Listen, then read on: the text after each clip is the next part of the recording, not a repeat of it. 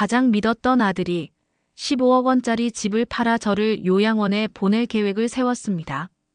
친절한 효자 코스프레 뒤에 숨겨진 잔혹한 가족 사기극, 그 충격적인 전말을 공개합니다. 구독, 좋아요는 영상 제작에 큰 힘이 됩니다. 안녕하세요. 저는 70세 평범한 박순덕입니다. 제 인생을 한마디로 표현하자면 참 조용하고 단정했어요. 남편이 세상을 떠난 뒤 서울 강남구 대치동의 아파트에서 혼자 살며 평온하게 지냈죠. 남편이 남긴 23억 원 정도의 재산을 직접 관리하면서요. 유일한 아들 민수는 결혼 후 분가해 워낙 바쁘다 보니 명절에나 겨우 얼굴을 볼 수 있는 관계였습니다. 사실 솔직히 말하면 조금 서운하기도 했지만 저는 그저 다들 바쁘게 살아가니 그러려니 하며 애써 이해했죠. 손녀 얼굴이라도 보면 그 서운함은 눈 녹듯 사라지곤 했습니다. 작년 봄, 제게 작은 변화가 찾아왔습니다. 자주 물건을 깜빡하거나 가스불을 끄는 것을 잊어버려 제 스스로가 불안해졌죠. 결국 병원을 찾았고 의사는 경도인지장애라는 진단을 내렸습니다. 아직 초기 단계라 일상생활에는 큰 지장이 없고 꾸준한 관리와 사회활동을 통해 충분히 개선될 수 있다는 의사의 말에 저는 안심했습니다. 병원 문을 나서면서도 이 정도면 괜찮겠지 하고 가볍게 생각했죠. 그러나 이 소식을 들은 아들 부부의 반응은 예상과 달랐습니다. 병원에서 돌아오자마자 아들 민수로부터 전화가 걸려왔습니다. 퇴근 시간도 한참 지난 밤 10시였죠. 전화기 너머 민수의 목소리는 전에 없이 다정하고 걱정이 가득했습니다. 어머니, 이제 혼자 계시면 정말 위험해요. 제가 너무 불안해서 일도 손에 안 잡힙니다. 며느리랑 상의했는데 다음 주부터는 저희가 매일 들러서 어머니 댁에 필요한 거 챙길게요. 어머니가 걱정돼서 그래요. 그의 목소리에는 그 어떤 계산도 없는 듯 오직 진심만이 담겨 있는 것처럼 들렸습니다. 오랫동안 느껴보지 못했던 자식의 따뜻한 마음이었죠. 저는 내심 든든했습니다. 그래, 역시 내 아들이다 싶었죠. 그 후부터 아들 부부는 이전과는 확연히 다른 모습으로 저를 찾아왔습니다. 평소 한 달에 한 번도 오기 힘들다던 그들이 주 2, 3회씩 방문했고 며느리 영희는 직접 갈비찜, 잡채, 호박전 등 제가 좋아하는 반찬을 만들어 가져왔습니다. 아들 민수는 퇴근 후에도 들러 오늘은 회사에서 이런 일이 있었어요 하고 제게 소소한 일상을 공유해주곤 했습니다. 잊고 지냈던 자식의 사랑을 확인시켜주는 따뜻한 선물 같았죠. 아들 부부가 찾아오는 날이면 텅 빈 집이 순식간에 사람들로 북적거렸고 웃음소리가 끊이지 않았습니다. 저는 이 행복이 계속되길 바랄 뿐이었습니다. 하지만 시간이 지나면서 그들의 관심이 묘하게 느껴지기 시작했습니다. 대화의 주제가 늘 돈과 집에 관한 이야기로 흘러갔기 때문이었습니다. 어머니, 요즘 이 동네 아파트 값이 정말 많이 올랐다던데요. 예금 금리가 너무 낮아서 손해만 보시는 것 같아요. 저희가 더 좋은 금융 상품 알아볼까요? 라는 말이 자주 들려왔죠. 저는 아들의 제안이 조금 부담스러웠지만 아들은 끈질기게 설득했습니다. 어머니, 요즘 보이스피싱도 많고 인터넷 뱅킹도 복잡하잖아요. 통장이랑 도장을 저희가 보관해 드릴게요. 안전을 위한 조치라고 생각하세요. 저는 처음에는 아직 제가 충분히 할 수 있어라며 단호히 거절했지만 민수는 혹시라도 사고가 생기면 어떡해요? 저희가 옆에서 도와드리고 싶어요라며 계속해서 제 마음을 흔들었습니다. 그는 단순히 부탁하는 것이 아니라 제가 스스로를 위험하게 만든다는 죄책감을 심어주는 것처럼 느껴지기도 했습니다. 결국 아들을 믿는 게 맞겠지라는 생각에 주거래 은행 통장과 도장을 건네주고 말았습니다. 아들은 통장을 받은 후 이제 안심이 되네요 라며 환하게 웃었습니다. 그 웃음이 제 눈에는 그저 효심 가득한 아들의 웃음으로만 보였습니다. 며느리 영희의 행동 또한 수상하게 느껴졌습니다. 어머니, 인터넷이랑 보일러 점검 받으셔야 해요. 가스 안전검사 받으셔야 해요라며 수시로 저의 집에 들락거렸습니다. 그러면서도 집 안 곳곳을 훑어보며 어머니, 혼자 이런 넓은 집에서 생활하시기 힘드시겠어요? 라고 덧붙였습니다. 심지어 혹시라도 넘어지시거나 응급 상황이 생기면 어떡해요? 저희가 열쇠를 하나 복사해서 가지고 있어도 될까요? 라며 집 열쇠까지 복사해 갔습니다. 저는 영희의 말이 진심 어린 걱정이라고 생각했지만 사실 영희의 눈에는 집안 곳곳이 저의 추억이 아닌 자신들의 미래를 위한 자산으로만 보이고 있었습니다. 그녀는 제가 아끼는 도자기나 가구들을 보며 이것도 나중에 처분하면 돈이 꽤 되겠네라고 혼잣말을 하기도 했습니다. 가장 이상한 것은 병원 동행이었습니다. 아들 민수와 며느리 영희가 함께 병원에 따라왔죠. 제가 대기실에 앉아 있으면 영희는 어머니 혼자 가시면 의사 선생님 말씀을 다 기억 못하실까봐 걱정돼요라며 옆을 지켰습니다. 하지만 제가 대기실에 있는 동안 민수는 의사를 따로 찾아가 저희 어머니 상태가 많이 나빠지신 것 같은데 혼자 생활하셔도 괜찮을까요? 가스불을 켜놓고 깜빡하는 일이 여러 번 있었다며 저의 증상을 과장해서 설명했습니다. 의사는 그 정도는 아니다라고 판단했지만 민수는 의사의 말을 무시한 채 계속해서 같은 질문을 반복했습니다. 그의 집요함은 저를 걱정하는 마음을 넘어선 것처럼 보였습니다. 그러던 어느 날 민수는 조심스럽게 요양원 이야기를 꺼냈습니다. 어머니, 요즘 독거노인 사고가 너무 많잖아요. 혹시 좋은 요양원이나 실버타운 같은 곳을 한번 알아볼까요? 견학 정도만이라도요. 저는 당황했습니다. 난 아직 건강한데 왜 요양원 이야기를 해? 민수는 만약을 대비해서 미리 알아보는 게 좋을 것 같아서요. 어머니가 더 편하고 안전하게 생활하실 수 있는 곳이 있다면 고려해 볼 만하지 않을까요? 라고 저를 설득했습니다. 저는 아들 부부의 행동 변화가 마냥 반가웠지만 30년 넘게 함께 살던 옆집 이웃 김정자 이모와의 만남을 은근히 말리는 아들의 모습에 의아함을 느꼈습니다. 정자 이모 만나서 뭐 재미있는 거라도 하셨어요? 라는 말에 저는 그래, 아들이 나랑만 시간을 보내고 싶은가 보다라고 생각했습니다. 하지만 정자 이모의 날카로운 직감은 이미 모든 것을 간파하고 있었습니다. 순떡아, 요즘 민수가 너무 자주 오는 것 같은데 예전에는 명절에도 얼굴 보기 힘들었는데 말이야. 정자 이모의 한마디는 제 가슴 속에 작은 의심의 불씨를 지폈습니다. 저는 정자 이모에게 아들 부부의 행동과 통장, 도장을 맡긴 이야기를 털어놓았고 정자 이모의 얼굴은 점점 굳어졌습니다. 순떡아, 나랑 은행에 가보자. 내 통장 거래 내역을 한번 확인해 봐야겠다. 전직 은행원 출신인 정자 이모는 사람의 심리와 돈의 흐름에 대해 누구보다 잘 알고 있었습니다. 그녀는 저의 상황을 보며 직감적으로 뭔가 잘못되었다는 것을 느꼈습니다.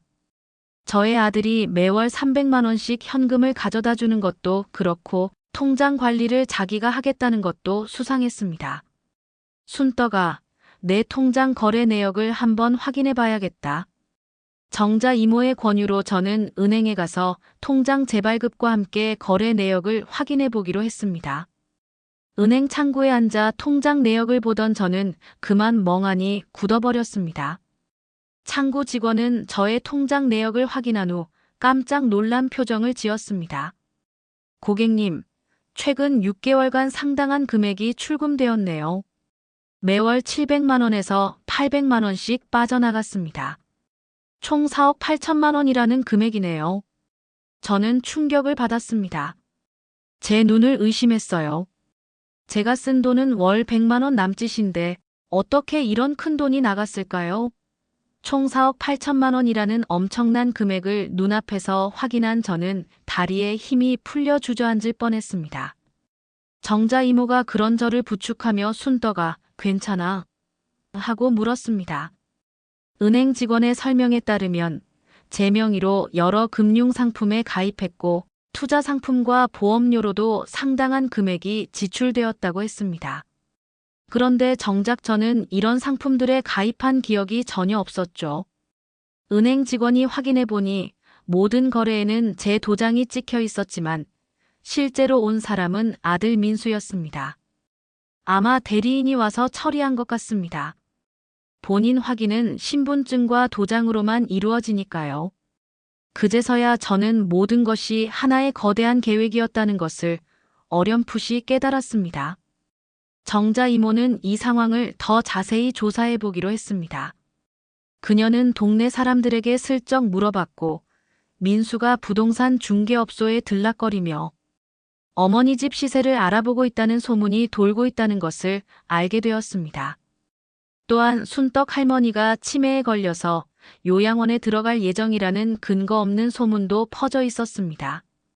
저는 이런 소문들을 전혀 모르고 있었죠. 민수는 제가 외출을 자제하도록 유도하며 동네 이웃과의 접촉을 은근히 막고 있었던 것입니다. 어머니가 밖에 나가서 불필요한 이야기를 하고 다닐까봐라는 의도가 분명했습니다. 정자 이모는 아들의 행동에 대한 구체적인 증거를 찾아 나섰습니다. 동네 지인을 통해 민수가 이미 요양원 상담을 받았다는 사실을 알게 되었습니다. 민수는 요양원의 어머니가 치매 진단을 받아서 전문적인 돌봄이 필요하다며 여러 요양원을 알아보고 있었습니다. 심지어 입소 비용과 절차까지 자세히 문의했다고 했습니다. 저는 요양원에 들어갈 생각이 전혀 없었는데도 말입니다. 요양원 상담 직원은 민수의 태도가 너무나도 사무적이고 딱딱해 의아하게 생각했다고 전해주었습니다. 그는 저의 행복이나 편안함보다는 오직 절차와 비용, 그리고 빠른 입소 가능 여부에만 관심이 있었기 때문입니다. 정자 이모와 저는 더 놀라운 사실을 발견했습니다. 아들 부부가 이미 새 집을 알아보고 있다는 것이었습니다. 부동산 중개인에게 현재 거주하는 집을 처분하면 그 자금으로 더 좋은 집으로 이사하고 싶다고 상담받고 있었습니다. 제 집을 팔아서 자신들이 더 좋은 집으로 이사갈 계획을 세우고 있었던 것입니다. 이 모든 것을 알게 된 정자 이모는 분노했습니다. 이건 단순한 효도가 아니야. 순떡아, 이건 체계적인 사기극이야. 저는 이제야 모든 상황이 이해되기 시작했습니다. 갑작스러운 효도, 통장과 도장 보관, 기억나지 않는 금융 상품 가입, 요양원 상담, 그리고 새 집 알아보기까지. 모든 것이 하나의 계획된 시나리오였습니다. 저는 배신감과 함께 깊은 절망감에 휩싸였습니다. 가장 믿었던 아들이 저를 속이고 있었다는 사실이 너무나도 고통스러웠습니다. 저는 며칠 밤을 잠 못 이루며 눈물을 흘렸습니다. 아들이 가져다 주었던 따뜻한 온기가 순식간에 차가운 칼날로 변해 제 심장을 찌르는 것 같았기 때문입니다. 어떻게 내 자식이 나한테 이럴 수 있을까? 라는 질문이 머릿속에서 떠나지 않았습니다. 정자 이모는 전직 은행원의 경험을 살려 더 정확한 증거를 수집하기로 했습니다. 저의 동의를 얻어 모든 금융거래 내역을 정리하고 아들의 행동을 조사하기 시작했습니다. 조사 결과는 상상을 초월할 정도로 치밀하고 악질적이었습니다. 먼저 금융상품 조작의 실체가 드러났죠. 아들은 제 도장을 이용해 총 13개의 금융상품에 가입시켰습니다.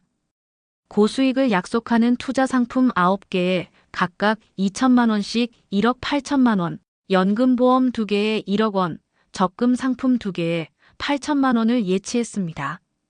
문제는 이 모든 상품의 수익자가 아들과 며느리로 되어 있다는 점이었습니다. 저는 돈만 내고 나중에 돈을 돌려받을 사람은 아들 부부였던 거죠. 보험 가입 서류에는 보험금은 사고 발생 시 수익자인 민수에게 지급됩니다라고 명시되어 있었습니다. 더욱 악랄한 것은 이런 금융 조작을 위해 저의 의사결정 능력을 의도적으로 의심받게 만들었다는 점입니다. 병원에서 아들은 의사에게 어머니가 자주 깜빡하시고 같은 말을 반복하신다며 과장된 증상을 호소했죠. 심지어 어머니가 가스불을 켜놓고 깜빡하신 적이 여러 번 있다고 거짓말까지 했습니다. 의사는 그 정도는 아니다라고 판단했지만 아들은 이런 내용을 근거로 어머니의 판단력에 문제가 있다고 주변에 알리고 다녔습니다. 이 행동은 법정 후견인 제도를 악용하려는 의도가 분명했습니다. 법정 후견인은 정신적 제약으로 인해 의사결정이 어려운 사람의 재산을 관리해주는 제도인데 아들은 이를 통해 저의 모든 재산을 합법적으로 가로채려 했던 것입니다. 부동산 중개업소에서의 상담 내용은 가장 구체적이고 현실적이었죠. 정자 이모가 확보한 증거에 따르면 아들은 이미 매매 계약서 작성부터 소유권 이전 등기까지의 모든 절차를 상세히 문의했습니다. 어머니를 요양원에 모시게 되면 이 집이 완전히 비게 됩니다. 관리도 어려워지고 세금 문제도 있어서 가능한 한 빨리 처분하고 싶어요. 시세는 15억 정도 되는데 빠른 거래를 위해서 14억 5천만 원 정도로 책정하면 어떨까요? 민수는 부동산 전문가에게 어머니가 치매 진단을 받으셨는데 법정 후견인 신청을 통해 대리계약이 가능한지까지 자세히 물었습니다. 그는 집을 팔아 얻을 시세 차익과 새 아파트 매입에 대한 계획을 아주 구체적으로 늘어놓았습니다. 가장 충격적이었던 것은 세무사 사무소와의 상담 기록이었습니다. 정자 이모가 확보한 상담 녹음 파일에는 아들의 철저하고 냉혹한 재산 계획이 고스란히 담겨 있었죠. 어머니 총 재산이 23억 정도 되는데 상속세를 최소화하면서 가족에게 유리하게 이전할 수 있는 방법들을 알고 싶습니다. 어머니가 요양원에 계시는 동안 미리 차근차근 준비하고 싶어서요. 세무사는 여러 방법을 조언했지만 아들의 다음 질문은 정말 소름 끼쳤습니다. 어머니 의사와 상관없이 진행할 수 있는 방법은 없나요? 치매 환자라서 복잡한 법적 절차나 의사결정은 현실적으로 어려울 것 같거든요. 이 말을 들은 정자 이모는 분노를 참지 못했습니다. 녹음 파일 속 아들은 한치의 죄책감도 없이 차분하게 마치 사업 계획을 짜듯 냉정하게 이야기하고 있었습니다.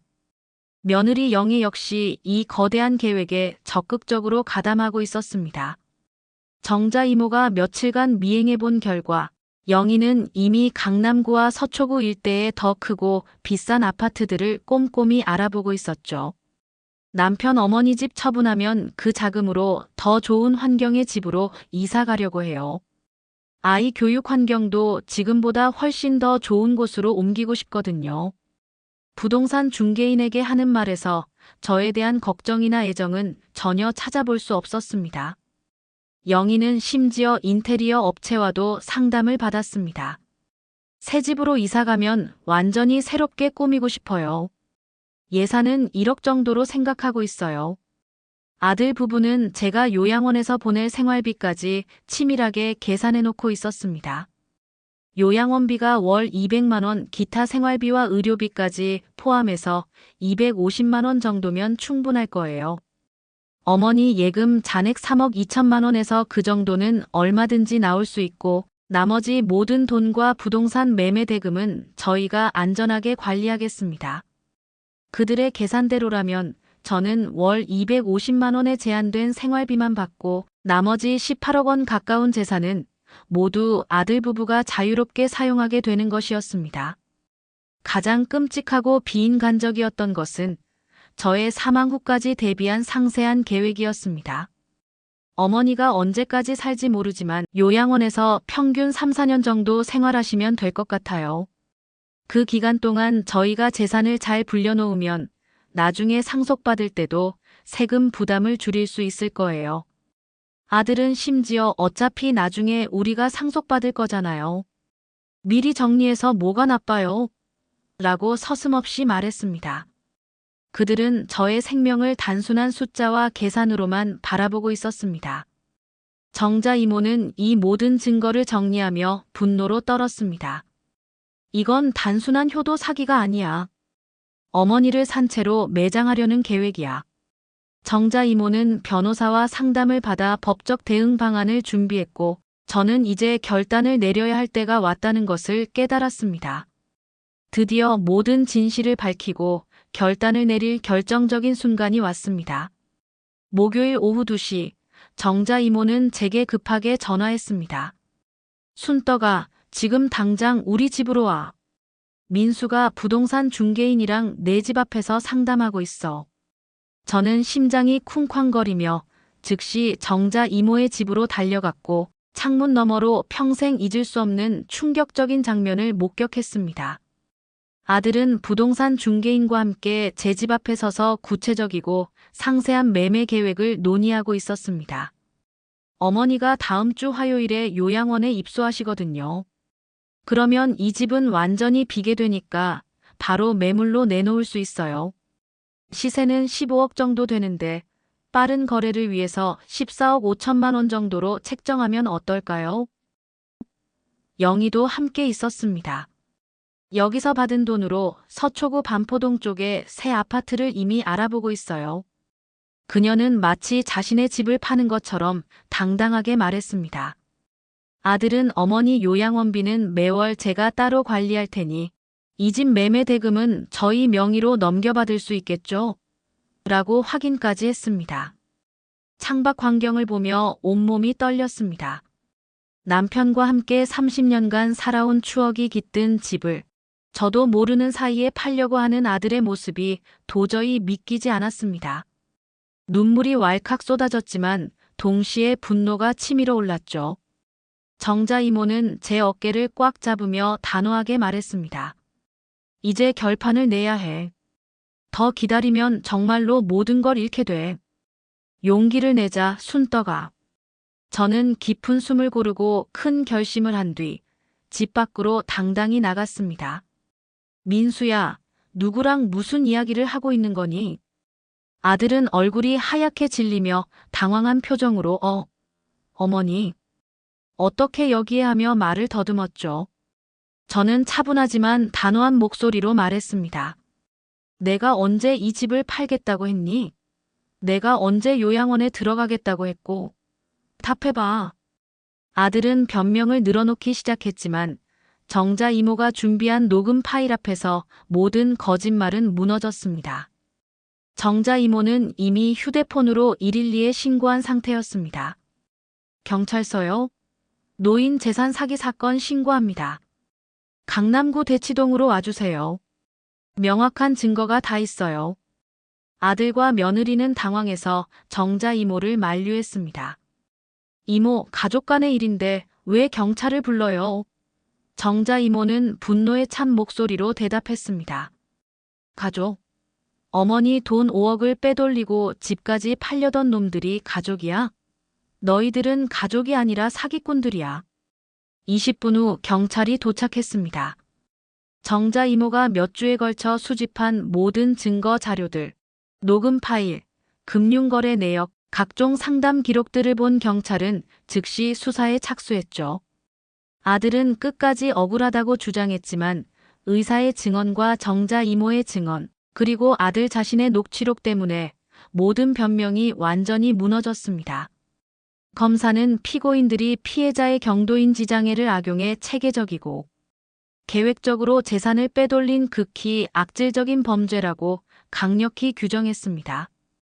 결국 아들은 사기와 횡령, 재산 침탈 혐의로 징역 1년 6개월의 실형을 선고받았고 며느리는 공범으로 징역 10개월의 집행유예 2년을 받았습니다. 재판장은 가족이라는 특수한 관계를 이용해 노인을 기만한 점에서 죄질이 매우 나쁘고 사회에 미치는 파장이 크다고 엄중히 판시했습니다. 저는 빼돌린 재산 4억 8천만 원을 모두 되찾았습니다. 하지만 돈보다 더 중요한 것은 제 삶과 존엄을 되찾은 일이었죠. 아들을 잃었다는 슬픔은 있었지만 스스로를 지켜냈다는 자부심이 그 슬픔을 덮어주었습니다. 정자 이모와 함께 구청 사회복지사를 만나 독거노인 지원 서비스를 신청했고 동네 노인복지관 프로그램에도 적극 참여하기 시작했습니다. 다행히 손녀 지연이는 상황을 이해하고 가끔 저를 찾아와 진심으로 사과하며 안부를 물었습니다. 할머니, 아빠가 정말 나쁜 일을 해서 죄송해요. 저는 언제나 할머니 편이에요. 저는 손녀를 따뜻하게 안아주며 말했습니다. 지연아, 내 잘못이 아니야. 할머니는 언제나 내 편이야. 1년 후, 저는 노인복지관에서 금융사기 예방 강의를 시작했습니다. 저처럼 당하는 어르신들이 더 이상 없었으면 하는 간절한 마음에 나섰습니다. 가장 믿었던 사람도 때로는 의심해봐야 한다는 쓰라리지만 중요한 교훈을 얻었어요. 하지만 용기 있게 맞서면 정의는 반드시 실현됩니다. 강의를 들은 어르신들은 정말 대단하고 용기 있는 할머니, 우리도 조심해야겠다며 뜨거운 박수를 보냈습니다. 무엇보다 놀라운 것은 저의 인지 능력이 오히려 크게 개선되었다는 점입니다. 적극적인 사회 활동을 통해 자신감을 되찾고 규칙적인 생활과 새로운 사람들과의 활발한 만남을 통해 기억력과 판단력이 눈에 띄게 좋아졌습니다. 저는 제 경험을 아들이 어머니를 배신할 때 70세 할머니의 용기 있는 반격이라는 제목의 책으로 출간했습니다. 이 책은 많은 노인분들에게 큰 경각심을 주었고 가족 내 노인 학대 문제에 대한 사회적 관심도 크게 높였습니다. 저는 이제 진정한 자유를 얻었어요. 저는 정자 이모와 함께 복지관에서 환하게 웃으며 말했습니다. 아들을 잃었다는 슬픔은 있지만 나 자신을 지켜냈다는 자부심이 훨씬 더 커요. 그리고 정자 이모 같은 진짜 가족도 얻었고요. 정자 이모는 제 손을 꽉 잡으며 대답했습니다. 우리가 서로 지켜주는 거야. 혈육이 가족의 전부는 아니잖아. 두 할머니는 서로 의지하며 당당하고 행복한 노후를 보내고 있습니다.